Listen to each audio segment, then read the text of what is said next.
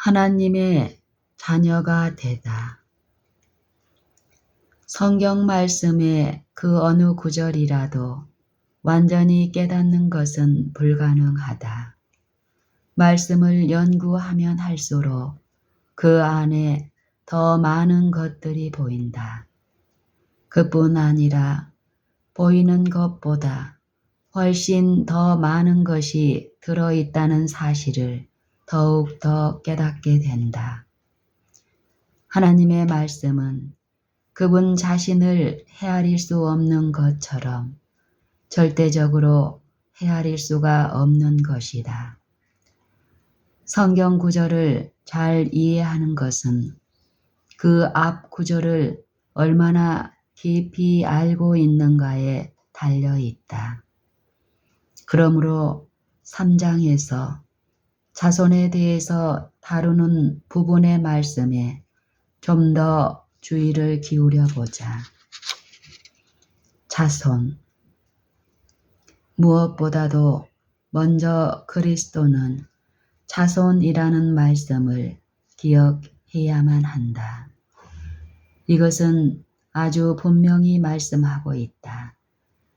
그러나 그리스도는 그 자신을 위해서 살지 않으셨고 단순히 그 자신을 위해 유업을 잇는 자가 아니었다. 그는 유업을 얻으셨지만 그 자신을 위해서가 아니고 그의 형제들을 위해서였다. 하나님의 뜻은 다 그리스도 안에서 통일되게 하려 하심이다. 에베소서 1장 10절. 그러므로 그는 마지막에 가서는 모든 분열의 끝을 내리게 하실 것이며 그를 영접하는 모든 사람 안에 지금 이 일을 행하고 계신다. 그리스도 안에서는 인종의 차별이나 상하의 계급이 있을 수 없다. 그리스도인들은 어느 사람이라도 영국인, 독일인, 프랑스인, 소련인, 중국인, 아프리카인으로 생각해서는 안 되고 단순히 한 인간으로 그리스도를 통하여 유업을 이어받을 수 있는 사람으로 생각해야 한다. 만일 어떤 사람이 그의 인종이나 국가가 어떠하든지 간에 역시 그리스도인이라면 그대는 상호 간의 유대를 가질 수 있게 되며 더욱 더 강해진다.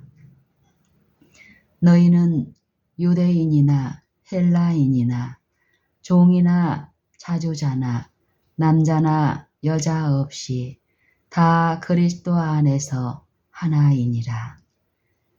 이러한 이유 때문에 그리스도인이 전쟁에 참여할 수가 없는 것이다. 그리스도인에게는 국적의 차별이 없고 모든 사람을 그의 형제로 생각한다. 그리스도인이 전쟁에 참여할 수 없는 주 원인은 이제 그리스도와 하나가 되었으므로 그리스도의 생명이 그의 생명이 되었기 때문이다.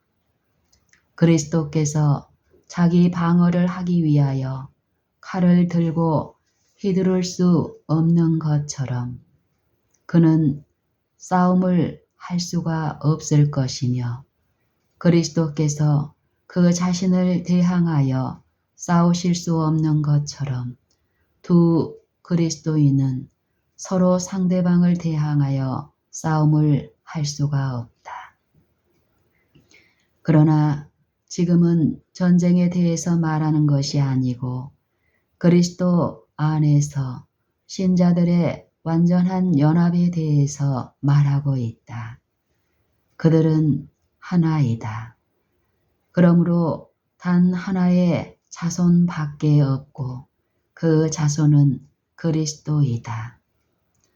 아무리 수백만의 참된 신자들이 있다고 하더라도 그들은 그리스도의 개성의 한 단면을 나타내는 데에 불과하다.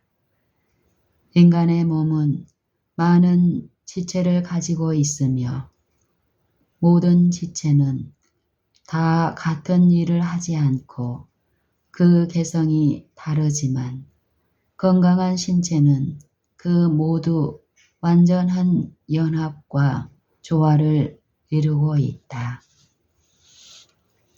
새 사람으로 옷 입고 그를 창조하신 분의 형상을 따라 지식에까지 새롭게 함을 받는 자들에게는 헬라인과 유대인이나 할례당과 무할례당이나 야인이나 수구디아인이나 종이나 자유인이 분별이 있을 수 없나니 오직 그리스도는 만유시요 만유 안에 계시니라.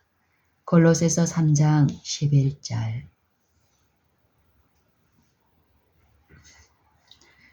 추수.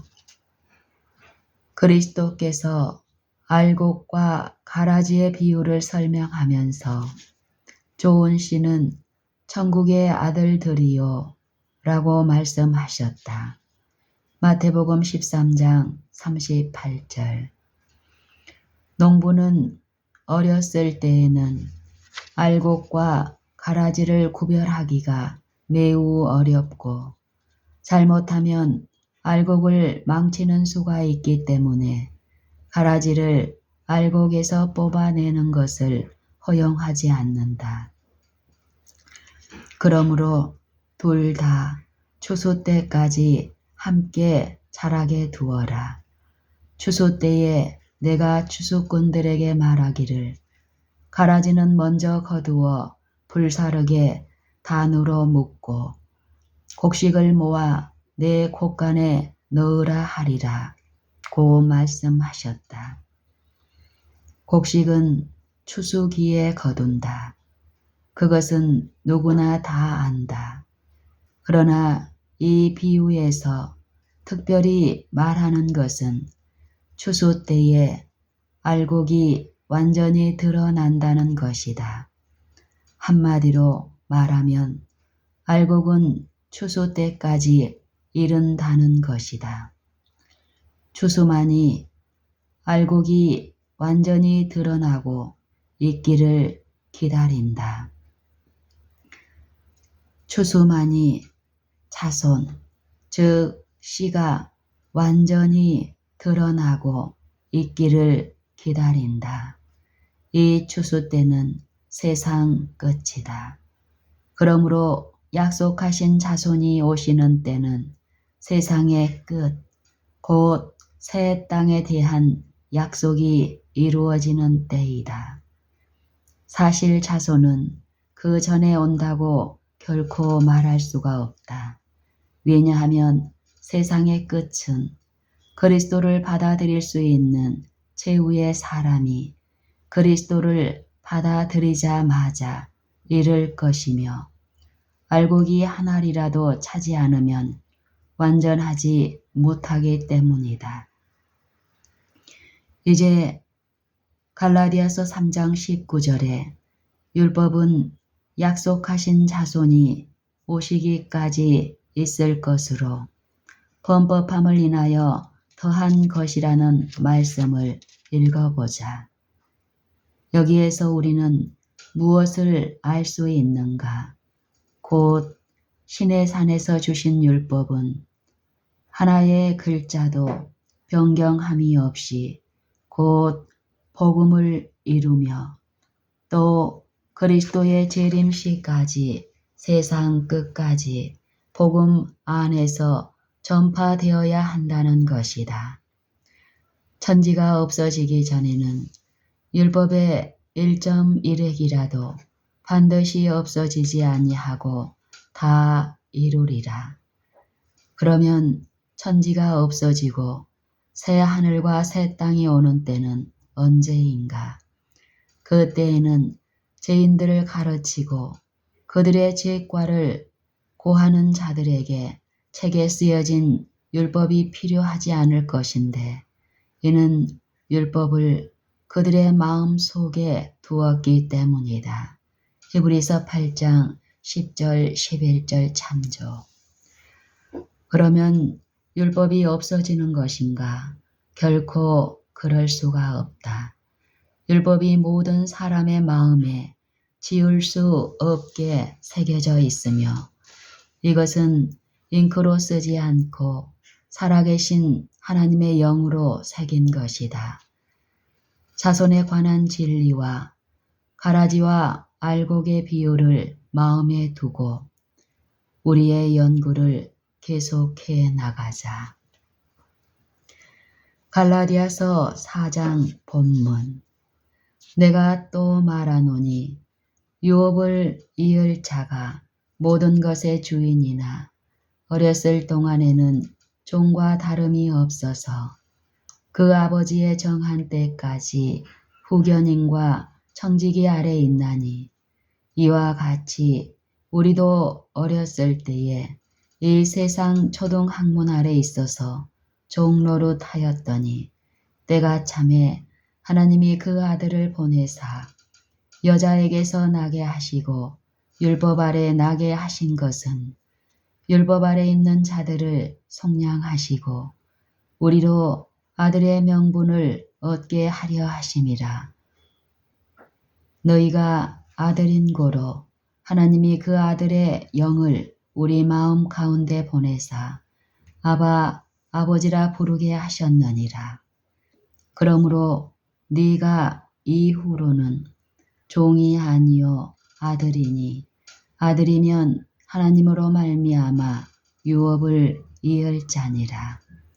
그러나 너희가 그때에는 하나님을 알지 못하여 본질상 하나님이 아닌 자들에게 종노릇 하였더니 이제는 너희가 하나님을 알 뿐더러 하나님의 아신 바 되었거늘 어찌하여 다시 약하고 천한 초등학문으로 돌아가서 다시 저희에게 종노릇 하려 하느냐. 너희는 날과 달과 절기와 해를 삼가 지키니 내가 너희를 위하여 수고한 것이 헛될까 두려워하노라. 형제들아, 내가 너희와 같이 되었은즉 너희도 나와 같이 되기를 구하노라. 너희가 내게 해롭게 하지 아니하였느니라. 내가 처음에 육체의 약함을 인하여 너희에게 복음을 전한 것을 너희가 아는 바라. 너희를 시험하는 것이 내 육체에 있으되 이것을 너희가 업신여기지도 아니하며 버리지도 아니하고 오직 나를 하나님의 천사와 같이 또는 그리스도 예수와 같이 영접하였도다. 너희의 복이 지금 어디 있느냐? 내가 너희에게 증거하노니 너희가 할 수만 있었다면 너희의 눈이라도 빼어 나를 주었으리라.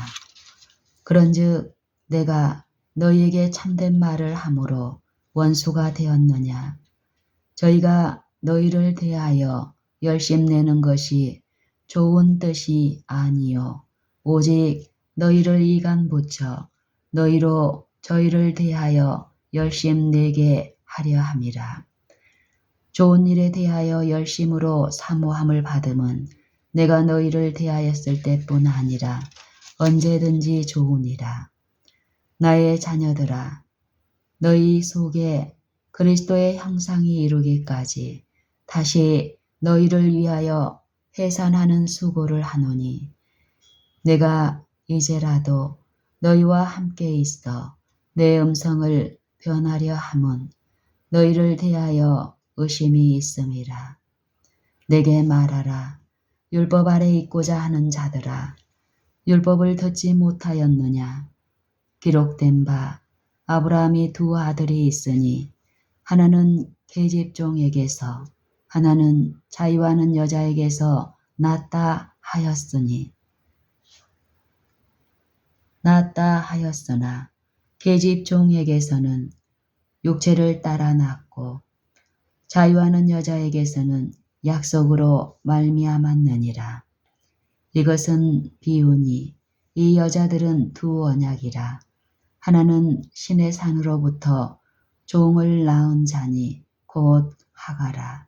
이 하가는 아라비아에 있는 신의 산으로 지금 있는 에루살렘과 같은 데니 저가 그 자녀들로 더불어 종노릇하고 오직 위에 있는 에루살렘은 자유자니 곧 우리 어머니라.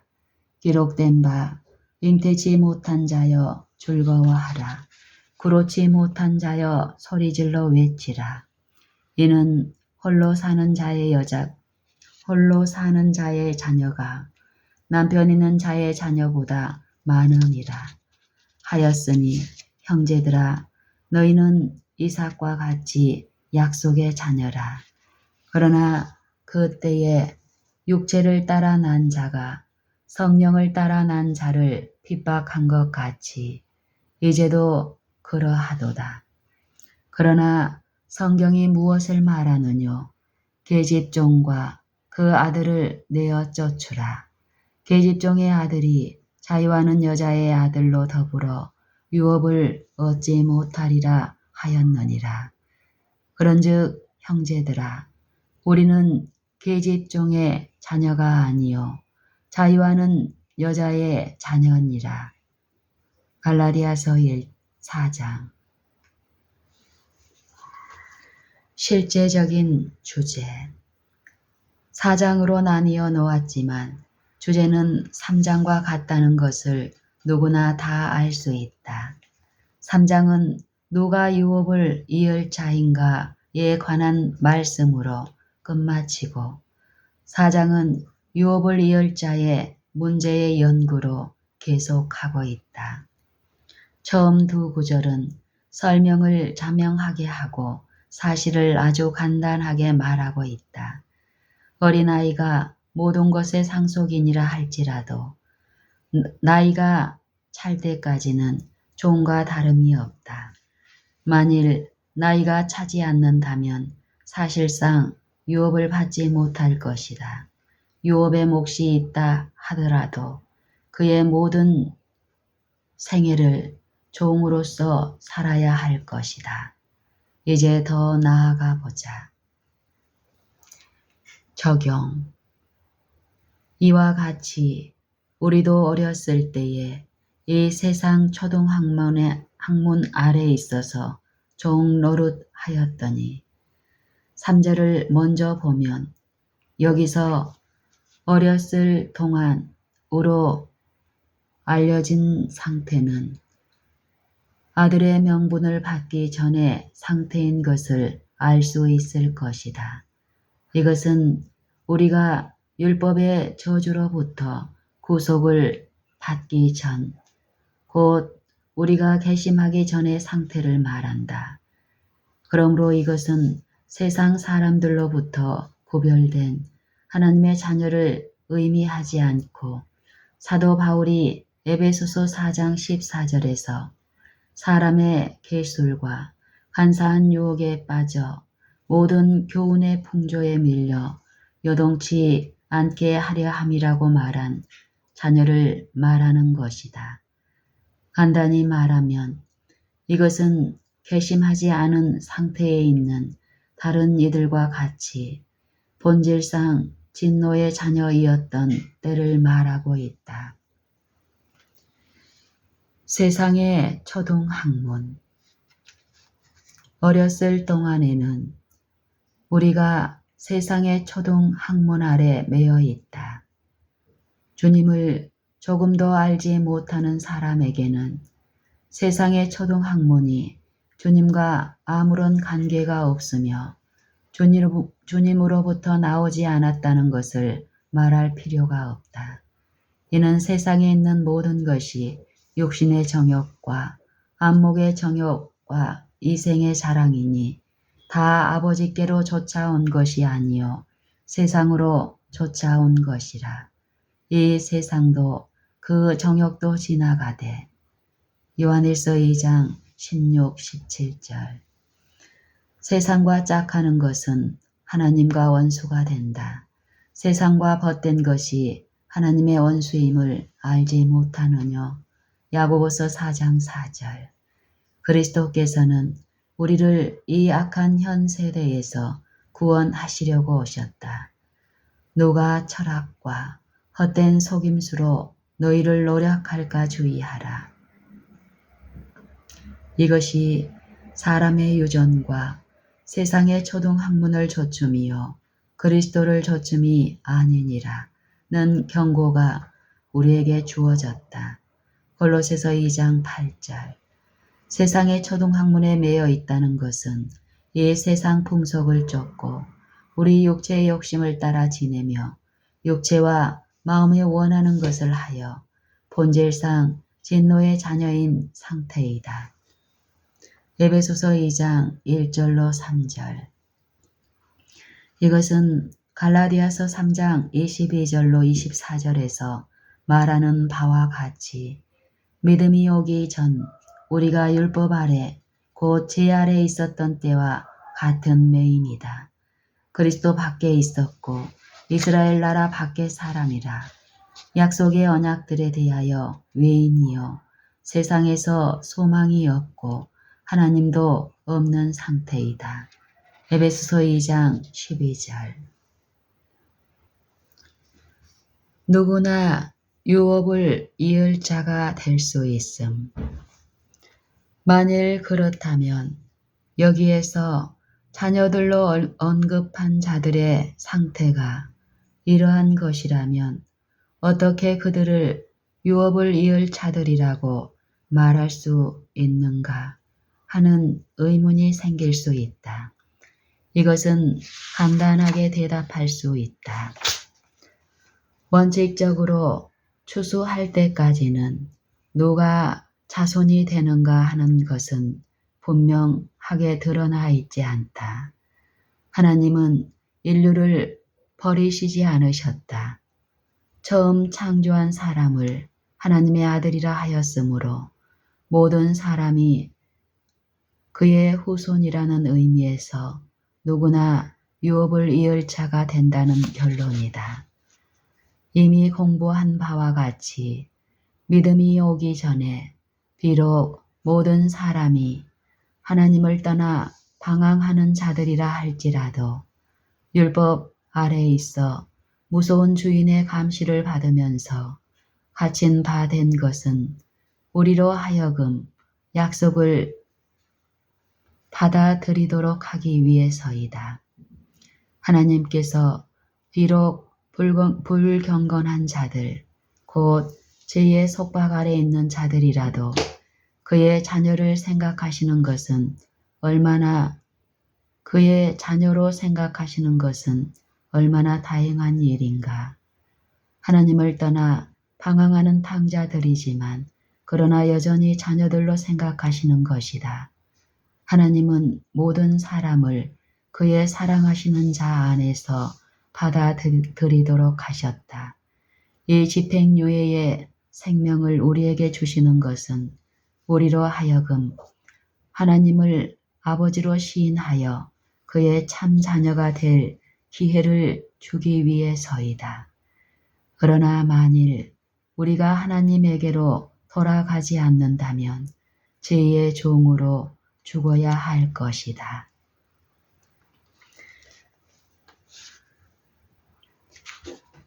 때가 참에 그리스도께서는 때가 찼을 때에 오셨다.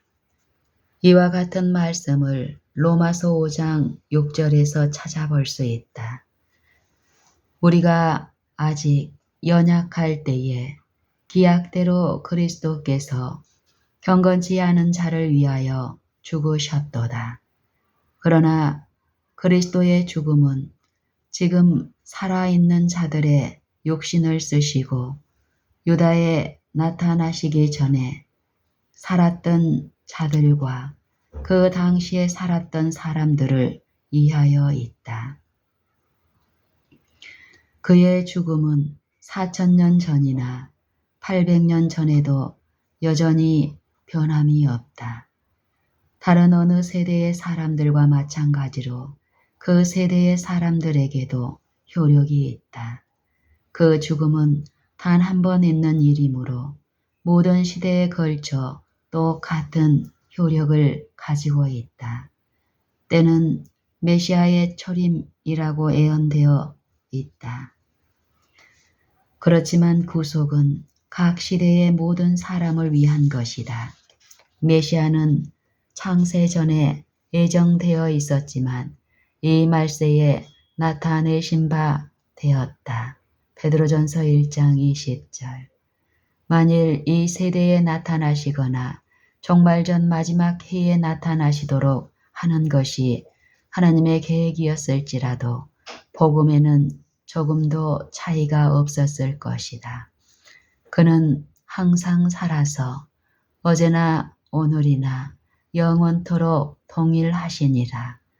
그는 영원하신 성령으로 말미암아 우리를 위하여 자기를 드리셨다. 히브리서 9장 25절, 13장 8절, 9장 14절. 그러므로 그 희생은 지금이나 모든 세대에 동일한 효력이 있다. 여자에게서 나게 하시고 하나님은 그의 아들을 보내어 여자에게서 나게 하셨으므로 그는 틀림없이 인간이다. 이 지상에서 육신을 쓰시고 다른 사람과 같은 생애를 살으셨고 여자에게서 난 사람의 운명인 질병과 고난을 모두 당하셨다. 말씀이 육신이 되매 그리스도께서는 항상 자신을 인자라고 칭하여 불렀으며 이와 같이 하여 자신을 온 인류와 영원히 동일시하셨다. 연합의 띠는 결코 끊어질 수가 없다. 율법 아래 나게 하신 것은 그리스도께서는 여자에게서 나셨으므로 율법 아래 나신 것이 당연하다. 왜냐하면 이와 같은 상태가 온 인류의 상태이며 그러므로 저가 범사의 형제들과 같이 되심이 마땅하도다. 이는 하나님의 일에 자비하고 충성된 대제사장이 되어 백성의 죄를 구속하려 하심이기 때문이다. 히브리서 2장 17절. 그는 인류의 모든 짐을 짊어지셨다. 그는 실로 우리의 질고를 지고 우리의 슬픔을 당하였다. 이사야 53장 4절. 우리는 다 양 같아서 그릇 행하여 각각 제 길로 갔거늘 여호와께서는 우리 무리의 죄악을 그에게 담당시키셨도다. 이사야 53장 6절. 그는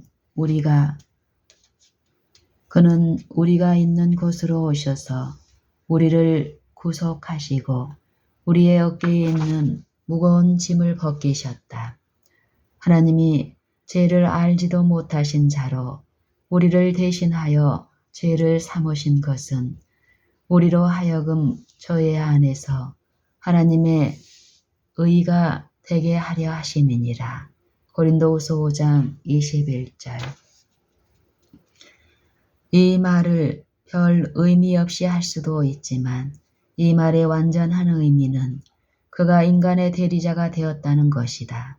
다시 말하면 그가 우리 안에 충만하여 완전히 우리와 하나가 되었으므로 우리가 보고 느끼는 모든 것에 그도 똑같이 보고 느끼고 영향을 받는다는 것이다. 그는 한 사람이 다른 사람을 대신한다는 의미에서의 우리의 대리자가 아니다. 군대에서 한 사람이 다른 일을 위하여 대리인이 되는 경우를 예로 들어보자. 대리자가 대신 일을 맡아 처리하는 동안 의리한 사람은 어떤 다른 곳에 있다. 그리스도의 대리자는 결코 이와 같지 않다. 우리는 더 이상 나타나지 않고 그가 우리를 대신한다는 의미에서 우리의 대리자이다. 우리는 완전히 없어지고 이제는 내가 산 것이 아니요 오직 그리스도께서 사신 것이라. 우리는 우리의 근심 걱정을 그에게 던지되 그것들을 뽑아서 그에게 던지려고 노력해야 함이 아니고 자신을 낮추어 없는 것이 되어야 한다. 이때 우리는 짐을 벗고 오직 그에게 의지하게 된다.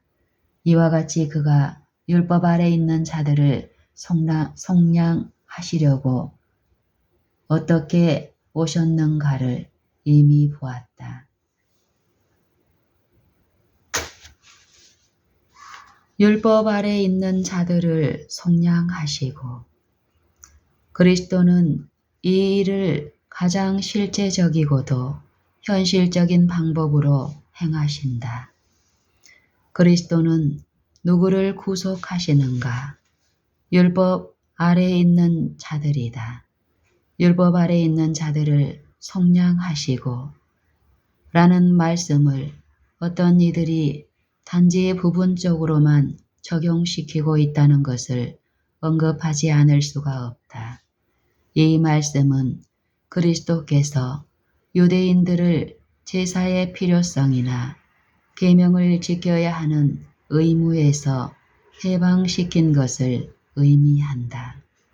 이 말씀은 그리스도께서 유대인들을 제사의 필요성이나 계명을 지켜야 하는 의무에서 해방시킨 것을 의미한다. 만일 이 말씀이 오직 유대인들이나 그리스도의 초림 당시에 살았던 사람들을 언급한 것이라면 무엇을 의미하는가? 그것은 다만 우리 자신들을 구속의 경륜과 아무런 관계가 없도록 만드는 것이다. 만일 오직 율법 아래 있는 유대인들을 의미한다면 그리스도는 오직 유대인들만을 구속하려고 오신 것이다. 우리는 이것이 구속의 문제일 때에 거기에서 제외되기를 원치 않는다. 그렇다면 우리가 믿기 전에 율법 아래 있거나 또 있었던 것을 시인해야 한다. 왜냐하면 그리스도는 오직 율법 아래 있는 자들만을 구속하러 오셨기 때문이다. 율법 아래 있다는 말씀은 이미 본 바와 같이 율법에 의하여 범법자로 정죄받은 것을 의미한다. 그러므로 그리스도는 의인을 부르러 온 것이 아니요 죄인을 부르러 오셨다. 그러나 율법은 율법에 순종하려 하고 그 율법을 지킬 의무감을 갖는 자들을 정죄한다. 그러므로 그리스도는 우리를 율법과 그 정죄로부터 구속하심으로 우리를 구속하셔서 율법에 순종하는 생애를 살도록 하신다. 그러므로 그리스도는 우리를 율법과 그 정죄로부터 구속하심으로 우리를 구속하셔서 율법에 순종하는 생애를 살도록 하신다. 우리로 아들의 명분을 얻게 하려 하심. 사랑하는 자들아, 우리가 지금은 하나님의 자녀라. 요한일서 3장 2절. 영접하는 자, 곧 그 이름을 믿는 자들에게는 하나님의 자녀가 되는 권세를 주셨으니 요한복음 1장 12절. 이것은 요한일서 3장 2절에서 자녀로 묘사된 말씀과 전혀 다르다.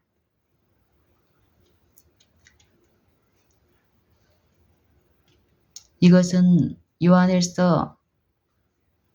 3절에서 갈라디아서 4장 3절에서 자녀, 어렸을 때의 자녀로 묘사된 말씀과 전혀 다르다. 그런 상태에서는 우리가 패역한 백성이요 거짓말하는 자식이요 여호와의 법을 듣기 싫어하는 자식이었다.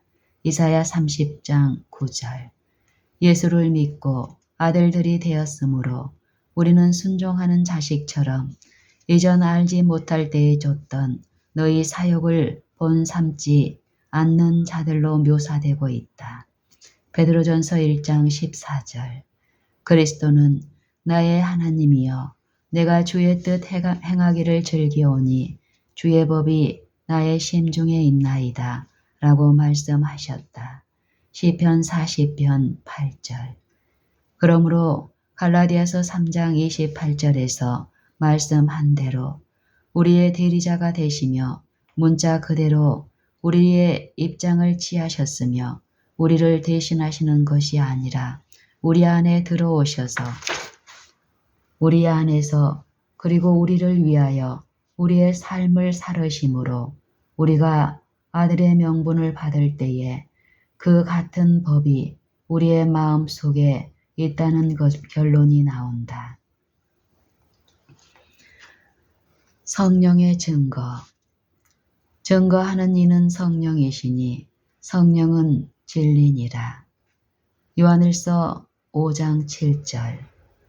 너희가 아들인 고로 하나님이 그 아들의 영을 우리 마음 가운데 보내사 아바 아버지라 부르게 하셨느니라.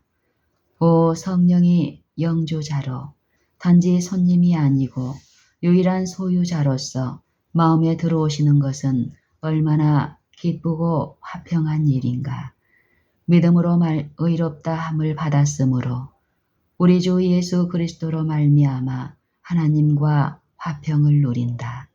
그러므로 우리는 하나님 안에서 즐거워하며 환난 중에까지도 기뻐하며 실망이 없는 소망을 가지고 있다.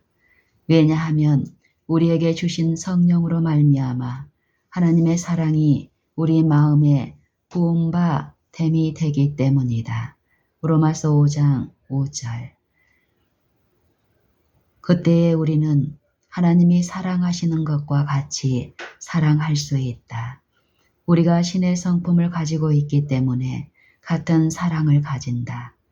성령이 친히 우리 영으로 더불어 우리가 하나님의 자녀인 것을 증거하시나니. 로마서 8장 16절. 하나님의 아들을 믿는 자는 자기 안에 증거가 있고. 요한일서 5장 10절. 이후로는 종이 아니고 아들이니. 그러므로 네가 이후로는 종이 아니요 아들이니. 두 종류의 자녀들이 있는 것처럼 두 종류의 종이 있는 것을 보게 될 것이다. 4장의 처음 부분에서의 자녀라는 말은 장성한 자가 아니므로 지각을 사용하여 선악을 분별하지 못하는 자들을 지칭하기 위하여 사용되었다. 히브리서 5장 14절. 이 약속은 모든 먼데 사람들에게 뿐만 아니라 그들에게도 주어진 것이나 그들이 이 약속을 받아들임으로 신성에 참여하는 자들이 되고 이와 같이 하여 참으로 하나님의 자녀들이 되는가를 보기 위하여 남아있는 것이다. 사도행전 2장 39절. 이와 같이 진노의 자녀로 있는 동안은 죄의 종이며 하나님의 종이 아니다. 하나님의 아들은 종이지만 그러나 여기서 말하는 종과는 전혀 다른 의미의 종이다. 종의 품성은 그 섬기는 주인을 따른다. 본장에서의 종이라는 말은 실제로 자녀들이 되는 하나님의 종들에 적용하여 쓰는 말이 결코 아니고 죄의 종들을 말하고 있다. 이와 같은 종과 아들 사이에는 큰 차이가 있다. 종은 아무것도 소유할 수 없고 그 자신을 지배하지도 못한다. 이것이 그들을 구별 짓는 특성이다. 이와는 반대로 자유한 이들은 태초부터 모든 피조물을 지배한다. 왜냐하면 그는 그 자신에 대하여 승리하였기 때문이다. 노하기를 더디하는 자는 용사보다 낫고 자기의 마음을 다스리는 자는 성을 빼앗는 것보다 나으니라. 아들이면 유업을 이을 자니라. 탕자가 그 아버지의 집을 떠나 허랑방탕하고 있을 때는 종과 하등에 다를 바가 없었다. 왜냐하면 그는 종이 되었고 가장 천한 일을 하고 있었기 때문이다. 그와 같은 처지로 아버지의 집에 돌아오면서 종보다 나은 대우를 받을 가치가 없다고 느꼈다. 그러나 아버지는 아직도 멀리 떨어져 있었는데도 그를 알아보고 달려가서 만났으며 그를 아들로 영접하였다. 그가 모든 상속권을 잃어버렸음에도 불구하고 상속자로 받아들인 것이다. 이와 같이 우리도 자녀라 불리울 수 있는 모든 권리를 상실하였고 유업을 탕진하였지만 하나님은 그리스도 안에서 우리를 자녀로 영접하시며 그리스도가 가진 것과 똑같은 권리와 특권을 우리에게 주신다. 그리스도가 지금 하늘에서 하나님의 우편에 계셔서 모든 정사와 권세와 능력과 주관하는 자와 이 세상뿐만 아니라 오는 세상에 일컫는 모든 이름 위에 뛰어나시다. 에베소서 1장 20절 21절. 그리스도가 지금 하늘에서 하나님의 우편에 계셔서 모든 정사와 권세와 능력과 주관하는 자와 이 세상뿐만 아니라 오는 세상에 일컫는 모든 이름 위에 뛰어나신다 할지라도 우리와 함께 하지 아니하는 것이 하나도 없다. 에베소서 1장 20절 21절. 왜냐하면 긍휼에 풍성하신 하나님이 우리를 사랑하신 그 큰 사랑을 인하여 허물러 죽은 우리를 그리스도와 함께 살리셨고 너희가 은혜로 구원을 얻은 것이라. 또 함께 일으키사 그리스도 예수 안에서 함께 하늘에 앉히시니. 에베소서 2장 4절로 6절. 그리스도께서 우리의 현재의 고난에 우리와 하나가 되시는 것은 우리가 그의 현재의 영광에 그와 하나가 되도록 하기 위해서이다. 그는 비천한 자를 높이셨다. 누가복음 1장 52절. 지금도 가난한 자를 진토에서 일으키시며 빈핍한 자를 거름더미에서 드사 기적들과 함께 앉게 하시며 영광의 위를 차지하게 하시는도다. 사무엘상 2장 8절. 지상의 어떠한 왕도 여호와를 아버지로 아는 가난한 농부만큼 많은 소유물이나 많은 실제 권력을 가지고 있지 않다. 이 교의 종노릇. 사도 바울은 고린도인들에게 서신을 보내면서 말씀하시기를 너희도 알거니와 너희가 이방인으로 있을 때에 말 못하는 우상에게로 끄는 그대로 끌려갔느니라고 했다. 고린도전서 12장 2절. 갈라디아인들도 이와 마찬가지였다. 그들에게 편지하기를 그러나 그때에는 하나님을 알지 못하여 본질상 하나님이 아닌 자들에게 종노릇하였더니 라고 하였다. 만일 이 사실을 염두에 둔다면 본 서신에 대해 몇 가지 잘못된 견해에 빠지지 않게 될 것이다. 갈라디아인들은 이방인이었고 우상을 숭배하였으며 가장 타락한 미신의 종노릇을 하고 있었다. 이 종노릇은 전장에서 말한 것과 같으니 그들이 율법 아래 갇혀 있었다는 것을 염두에 두라. 이것은 모든 괘씸하지 않은 사람들이 하는 종노릇과 꼭 같은 것이다. 왜냐하면 로마서의 2장 3장에서 차별이 없느니라 모든 사람이 죄를 범하였으니 라고 말씀하고 있기 때문이다. 주님을 체험적으로 알지 못한 유대인들도 똑같은 종노릇, 즉 죄의 종노릇을 하고 있었다. 죄를 범하는 자마다 죄의 종이요. 요한복음 8장 34절. 죄를 짓는 자마다 마귀에게 속하나니. 요한일서 3장 8절. 이방인의 제사라는 것은 귀신에게 하는 것이요 하나님께 제사하는 것이 아니니. 고린도전서 10장 20절. 만일 그리스도인이 아니면 이방인이 되며 중간은 있을 수 없다. 만일 그리스도인이 아니면 이방인이 되며 중간은 있을 수 없다. 만일 그리스도인이 배교하면 즉시 이방인이 된다. 우리들도 전에는 이 세상 풍속을 쫓고 공중의 권세 잡은 자를 따랐으니 곧 지금 불순종의 아들들 가운데서 역사하는 영이라. 에베소서 2장 2절. 우리도 전에는 어리석은 자요, 순종치 아니한 자요, 속은 자요, 각색 정욕과 행락의 종노릇한 자요, 악독과 투기로 지낸 자요, 가정스런 자요, 피차 미워한 자이었다. 디도서 3장 3절. 그러므로 우리들 역시 본질상 하나님이 아닌 자들에게 종노릇하였다. 주인이 나쁠수록 종노릇은 힘든 것이다. 타락의 종살이를 했던 지긋지긋함을 무슨 말로 다 묘사할 수 있겠는가. 종노릇하기를 좋아함. 이제는 너희가 하나님을 알 뿐더러 하나님의 아신 바 되었거늘 어찌하여 다시 약하고 천한 초등학문으로 돌아가서 다시 저희에게 종노릇하려 하느냐. 사람들이 쇠고랑 차기를 좋아하는 것은 이상한 일이 아닌가. 그리스도께서 포로된 자에게 자유를, 갇힌 자에게 노임을 전파하시면서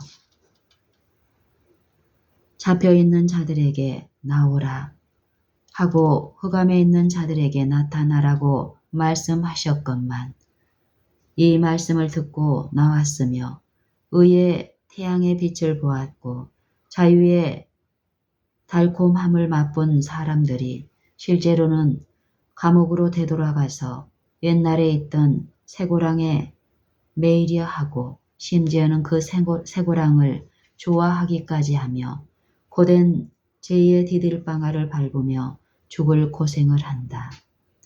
이사야 61장 1절, 이사야 49장 9절. 이것은 꿈에서나 보는 일이 아니다. 사람들이 가장 구역질 나는 일을 심지어는 사망까지도 좋아하게 될 수 있다는 것은 사실이다. 왜냐하면 지혜자는 말하기를 물은 나를 미워하는 자는 사망을 사랑하느니라 고 했기 때문이다. 갈라디아 서신에서 인간의 경험을 생생하게 묘사하고 있는 것을 볼 수 있다. 이방인의 풍습을 지킴. 너희가 날과 달과 절기와 해를 삼가 지키니 이것은 그들이 종노릇한다는 하나의 증거였다. 어떤 사람은 말한다. 아, 그들이 옛 유대인의 안식일로 돌아갔다. 그것은 바울이 우리에게 경고하고자 했던 종노릇이었다. 주님 자신이 유대인뿐만 아니라 지상의 모든 사람에게 주셨던 안식일에 대해서 이상한 증오심을 가지고 있으므로 안식일에 반대될 수 있다는 모든 말씀을 찾아 말하려고 하는 것은 얼마나 이상한 일인가. 그렇게 하기 위해서는 안식일과 관련된 모든 말씀에 눈을 감지 않으면 안 된다. 갈라디아서를 읽고 있는 대로 생각하는 사람은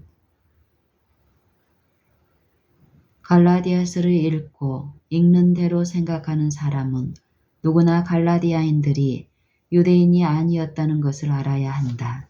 그들은 이교에서 개종하였다. 그러므로 개종하기 전에는 유대인들이 행한 종교 행사에는 아무런 관련이 없었다. 유대인들과 공통된 점이 조금도 없었다. 그러므로 그들이 다시 약하고 천한 초등학문으로 돌아가서 다시 저희에게 종노릇 하려 했을 때에 어떤 유대인의 풍습으로 돌아가지 않았던 것은 분명하다. 그들의 옛 이교 풍습으로 돌아가고 있었다. 그러나 그들을 다른 길로 이끈 사람들이 유대인들이 아니었는가? 그렇다. 유대인들이었다. 그러나 이 한 가지 일을 기억하라. 만일 어떤 사람들을 그리스도에게서 떠나게 어떤 다른 것으로 이끌 때 그가 어디에서 끝내리라는 것을 알 수 없다. 우리가 원하는 그곳에서 멈추게 할 수는 없다. 만일 괘씸한 술주정뱅이가 그리스도를 믿는 믿음을 잃을 때에 비록 주께서 그 식욕을 제거하셨을지 모르나 그의 사는 날까지 술 마시는 습관을 가지고 있을 것이다. 이 거짓 형제들, 즉 그리스도 안에 있는 복음의 진리를 반대하는 유대인들이 갈라디아인들을 유혹하여 그리스도를 떠나게 하는 데 성공하였으나 유대인의 규례에 머물러 있도록은 할 수가 없었다.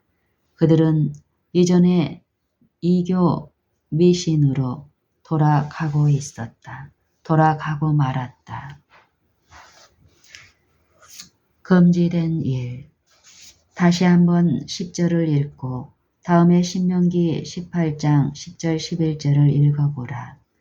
그 아들이나 딸을 불 가운데로 지나게 하는 자나 복술자나 기륭을 말하는 자나 요술을 하는 자나 무당이나 진언자나 신접자나 박수나 초혼자를 너희 중에 용납하지 말라. 이제 주님께서 그들에게 이 말 심판을 피하고자 하는 이방인들에게 어떻게 말씀하시는가를 읽어보자. 네가 많은 모략을 인하여 피곤케 되었도다. 하늘을 살피는 자의 별을 보는 자와 월삭이 예고하는 자들로 일어나 네게 임할 그 일에서 너를 구원케 하여 보라. 이사야 47장 13절. 여기에서 갈라디아인들이 되돌아갔던 바로 그 일들은 주님께서 이스라엘을 애굽에서 이끌어내실 때에 금지하셨다. 그러므로 바울이 갈라디아인들에게 안식일을 지키는 것에 대하여 책망하고 이런 일들을 금하셨을 때에 이스라엘에게 안식일을 지키지 않도록 경고하셨다고 말하는 것이 좋을 것이다. 그러므로 바울이 갈라디아인들에게 안식일을 지키는 것에 대하여 책망하고 이런 일들을 금하셨을 때에 이스라엘에게 안식일을 지키지 않도록 경고하셨다고 말하는 것이 좋을 것이다. 하나님은 안식일을 준수에 관한 계명을 주셨을 바로 그때에 이런 일들을 금하셨다. 갈라디아인들이 그들의 옛 습관으로 깊이 들어갔으므로 바울은 그들에게 한 모든 수고가 헛되지나 않을까 하고 두려워하였다. 그들은 하나님을 버리고 경건한 사람이라면 결코 하나님과 관계가 있다고 생각할 수 없는 약하고 천한 초등학문으로 돌아가고 있었다. 그들은 그들의 영광을 무익한 것과 바꾸었다. 에레미야 2장 11절. 열방의 규례는 헛된 것이다. 에레미야 10장 3절. 옛날에 누구에게나 있었던 것과 같이 지금도 이 점에 있어서 우리들에게 많은 이염이 있다. 자신을 신뢰하고 육신을 의지하는 모든 사람은 우상을 만들어 절하는 사람들과 마찬가지로 하나님 대신 자신의 행위를 섬기고 있는 것이다. 사람은 자신의 영리함과 자신을 돌보는 능력을 신뢰하여 지혜자의 사상도 헛되고 하나님의 능력 외에는 다른 능력이 없는 것을 잊어버리기 쉽다. 여호와께서 이같이 말씀하시되 지혜로운 자는 그 지혜를 자랑치 말라. 용사는 그 용맹을 자랑치 말라. 부자는 그 부함을 자랑치 말라. 자랑하는 자는 이것으로 자랑할지니 곧 명철하여 나를 아는 것과 나 여호와는 인애와 공정과 정직을 땅에 행하는 자인 줄 깨닫는 것이라. 나는 이 일을 기뻐하노라. 여호와의 말이니라. 예레미야 9장 23절 24절.